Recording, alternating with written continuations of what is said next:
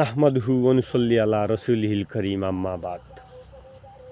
আউযু বিল্লাহি মিনাশ শাইতানির রাজিম। বিসমিল্লাহির রহমানির রহিম। এটা মোটিভেশনাল কথা বলবো না, তবে এটা জীবনের লগে আসলে খাপ খাই গেছে এমন একটা কথা বলতেছি আমি। যে গাছের মালিক যদি মনে করেন আপনি একটা গাছ চারা রোপণ করলেন, চারাটা বড় হলো, বড় হওয়ার পর কিন্তু গাছ হয়ে গেল। এই গাছের মালিক যদি সচেতন হন, তাহলে গাছ বড় হবার জন্য গাছের যে ডালফালা রয়েছে, ডালফালার বরে কিছু ডালফালার বরে গাছ কিন্তু বাঁকা হয়ে যায়। এই যে সচেতন মালিক থাকার কারণে তিনি কিতা করেন, গাছ বড় হবার স্বার্থে, গাছ বাঁচানির স্বার্থে এই অবাঞ্ছিত ডালফালাগুলারে কেটে দেন। যেগুলা বোঝা হয়ে যায় সেগুলারে অবাঞ্ছিত মানুষ হয়, তবে এগুলা শিক্ষিত মানুষে অবাঞ্ছিত শব্দ ব্যবহার করে। আমি তো কিবা অত শিক্ষিত নাই, আমি অবাঞ্ছিত বললাম না, বুঝা বললাম। যেগুলা বিপদ দেয়, ঝামেলা করে,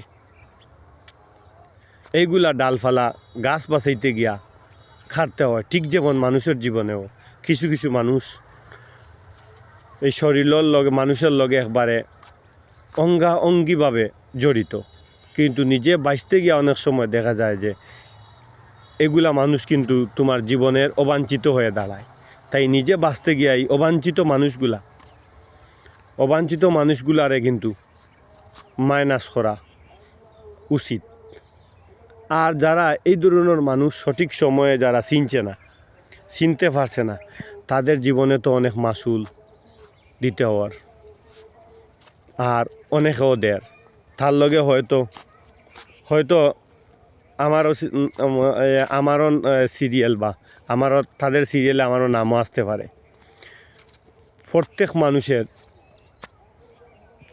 প্রত্যেক মানুষও জীবনে খুব বালাবালিও থাকে, বালা থাকার চেষ্টা করে, কিন্তু কিছু মানুষ যেমন একটা গাছের একটা ডাল আবার অনেক সময় বড় হয়ে যায়, গাছটাকে বড় হয়ে যায়। গাছটাকে বড় হবার ফলে দেখা যায় গাছটারে এই ডালে ভাঙ্গি দেয়, তখন এই গাছ বাঁচাইতে গিয়ে ডাল কাটা লাগে। ঠিক যেমন মানুষের জীবনে অনেক সময়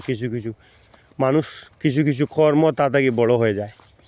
এই কর্ম যদি খাটিয়ে উঠতে না পারে তাহলে তো তার জিন্দেগি একবারে শেষ। আর যারা চিনতে না পারে যে এই কর্মটা আমার জীবনটাকে কর্ম আমার বড় হয়ে যায়, এই কর্মই আমার হয়তো এক সময় পেরা দিতে পারে, এই কর্ম আমার না করাই ভালো। কিন্তু যারা বুঝতে পারে না, তারাও আমার মতো খেসারত দিতে হয়, বা অনেকে খেসারত দেয়। আর যারা ছোটো মানুষ, যারা এই ধরনের কোনো পেরা এখনও জীবনে আসে নাই, যে গাছ থাকি তার ডাল বড় হয় নাই, তাদেরকে আমি অনুরোধ বলবো, ভাই, নাক কান চোখ খোলা রাখবেন, সব সময় খেয়াল করবেন নিজের প্রতি। সবার আগে নিজেরে কিভাবে পায়ে রুটি দিবেন, নিজেরে কিভাবে সুন্দর রাখবেন, নিজে কিভাবে প্রতিষ্ঠিত হবে এবং প্রতিষ্ঠিত নাই হন কীভাবে আরামে থাকতে পারবেন, তা নিয়ে বেশি করে চিন্তা করে এই আশা ব্যক্ত রেখে আমি আমার আংশিক ব্লগিং শেষ করলাম। আমি চাই সবই মানুষ সুখী হোক, শান্তি হোক।